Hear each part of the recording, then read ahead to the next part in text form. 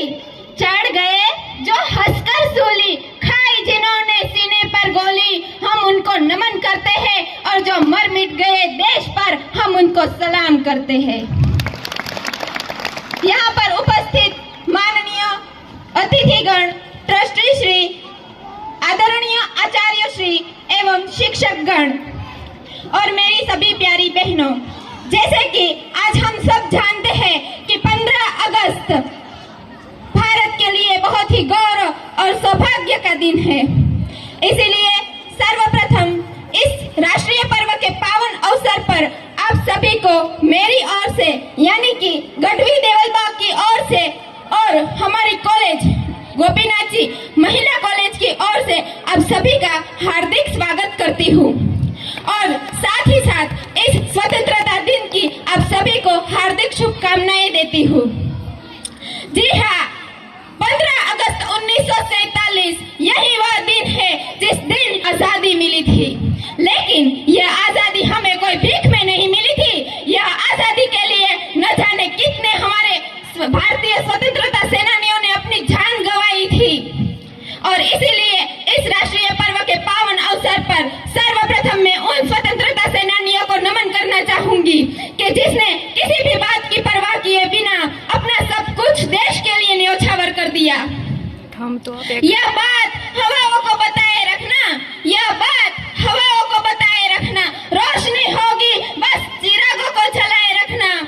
लहू देकर जिसकी हिफाजत हमने की है, लहू देकर जिसकी हिफाजत हमने की है, ऐसे तिरंगे को सदा दिल में बसाए रखना। तो कुछ इस प्रकार की भावना हर एक व्यक्ति, हर एक भारतीय के अंदर होनी चाहिए। यह दिन हमें हमारे राष्ट्रपिता महात्मा गांधी, लोखंडी पुरुष ऐसे सरदार वल्लभ भाई पटेल, चंद्रशेखर आजाद, नेताजी सुभाष चंद्र बोस, मंगल पांडे समेत सैकड़ों स्वतंत्रता सेनानियों के तपस्या और त्याग की याद दिलाता है। एक बात के जरिए मैं आपको बताना चाहूंगी कि इन स्वतंत्रता सेनानियों के मन में किस प्रकार की विचारधारा होती है, कि हमारे सरहद पर तैनात जो सैनिक है उनके मन में किस प्रकार की विचारधारा होती है। एक बात के जरिए कि ए मेरे देश तुझको नमन है मेरा, ए मेरे देश तुझको नमन है मेरा, जियो तो जुबान पर नाम हो तेरा और मरू तो बदन पर कफन हो तेरा। तो इस प्रकार की भावना हमारे अंदर भी होनी चाहिए। जब हमें आजादी नहीं मिली थी, हमारा भारत देश गुलामी की बेड़ियों में झगड़ा हुआ था। अंग्रेजी शासन से लोग डरते थे, घर से बाहर निकलने से लोग डरते थे, उन्हें परेशान किया जाता था। लेकिन समय बदला, समय ने करवट ली, भारत का समय आया, और जब भारतीयों का समय आया तो न जाने कितने वीर पुत्रों ने जन्म लिया। और इनकी तारीफ के लिए मेरे पास शब्द नहीं है, लेकिन एक बात कहना चाहूंगी, बहुत गर्व की बात है कि इन्हीं वीर पुत्रों में से एक वीर पुत्र थे वीर सुखदेव जी, कि जब उन्हें फांसी होने वाली थी, उनकी माता उनसे मिलने जेल में जाती है और उनसे पूछती है, क्या पूछती है कि बेटा इतनी जल्दी तुम हमें छोड़कर चले जाओगे, इतनी जल्दी, अभी तो तुम्हारी आयु ही कितनी है। और आप सभी को जानकर आश्चर्य होगा कि मात्र 18 साल की आयु, मात्र 18 साल की आयु कि जब उन्हें फांसी के घाट उतारा गया, और उनकी माँ उनसे पूछती है कि बेटा इतनी जल्दी तुम हमें छोड़कर चले जाओगे, और तब वह जवाब देते हैं कि अभी जाने दे मुझे माँ, अभी जाने दे, ऐसे हजार सुखदेव और पैदा हो जाएंगे, और हुए भी, और उन्हीं की बदौलत आज हम आजाद भारत में सांस ले रहे हैं। यह नशा होता है देशभक्ति का, यह नशा होता है देशभक्ति का। और ये इस नशे को शब्दों में कुछ यूं पिरोने की कोशिश की है कि कुछ नशा है तिरंगे की आन का, कुछ नशा है तिरंगे की आन का, कुछ नशा है मातृभूमि की शान का। हम लहराएंगे तिरंगा हर जगह, हम लहराएंगे तिरंगा हर जगह, क्योंकि यह नशा है हिंदुस्तान की शान का। तो इस प्रकार का नशा हमारे अंदर भी होना चाहिए। लेकिन हम क्या करते हैं, युद्ध की बात करते हैं, युद्ध करना है, पड़ोसी मुल्क से युद्ध करना है, पर क्या आप जानते हैं युद्ध से हमारा देश कितना पीछे जाएगा?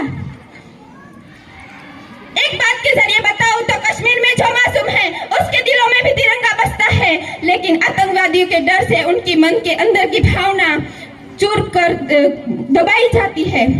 एक बात के जरिए बताऊं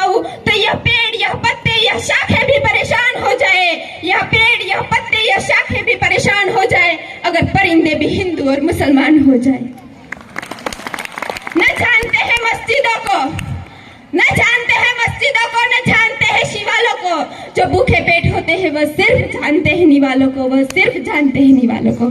यह स्थिति हमें बदलनी है, यानी कि भारत की युवा पीढ़ी को बदलनी है। इसके लिए हमें क्या करना होगा? सिर्फ 2 काम। पहले तो हमारे देश में भाईचारे की भावना बनी रहनी चाहिए, और दूसरा यह कि हम भले चाहे सरहद पर तैनात होकर देश की हिफाजत के लिए न खड़े हो, लेकिन एक काम तो कर सकते हैं कि जब भी हम एक अच्छे नागरिक बन सके और भ्रष्टाचारी न बने। अगर हम यह कर सकते हैं तो वो भी एक देशभक्ति ही है। और एक बात आपको बताना चाहूंगी, बहुत गर्व की बात है और बताते हुए बहुत अच्छा लगेगा कि क्या आप जानते हैं कि 5 डिग्री भी एक ऐसा तापमान होता है जिसमें आम आदमी घर से बाहर नहीं निकल सकता, और 0 डिग्री तापमान पर पानी जम जाता है। 5 डिग्री तापमान पर सामान्य आदमी ठीक से बोल भी नहीं सकता, उसकी जीभ लड़खड़ाने लगती है। तो अब आप सोच सकते हैं -10 डिग्री का हाल, -18 डिग्री तक भी हमारे सैनिक हमारी सुरक्षा के लिए, देश की सुरक्षा के लिए सरहद पर तैनात रहते हैं। हमें इस राष्ट्रीय पर्व के पावन अवसर पर उन सभी का सम्मान करना चाहिए और उन्हें नमन करना चाहिए। मैं जानती हूँ कि हम सभी वक्त से बंधे हुए हैं, इसीलिए अब आप सबका ज्यादा समय न लेते हुए अपनी वाणी को विराम की ओर लेते हुए आखिर में बस इतना ही कहना चाहूंगी कि जो मरा नहीं है भावों से, जो मरा नहीं है भावों से, बहती जिसमें रसदार नहीं, वह हृदय नहीं है पत्थर है, वह हृदय नहीं है पत्थर है जिसमें स्वदेश का प्रेम नहीं। जय हिंद, जय भारत।